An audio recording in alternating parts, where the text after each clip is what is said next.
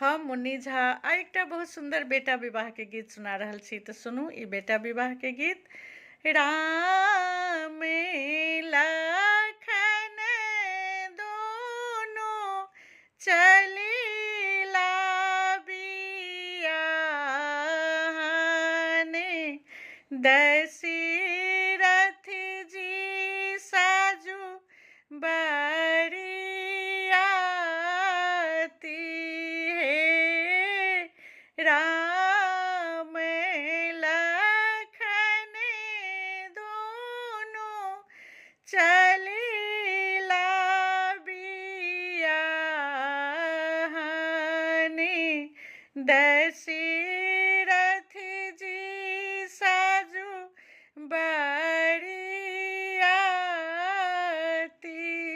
है। जब श्री राम जी जनकपुरी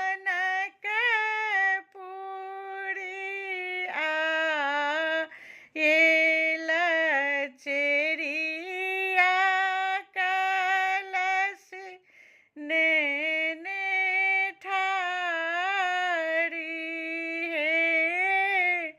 देबहु जे चेरिया सोना के कंगनी माँ, सिया जी के मरीबा देखाऊ हे। जब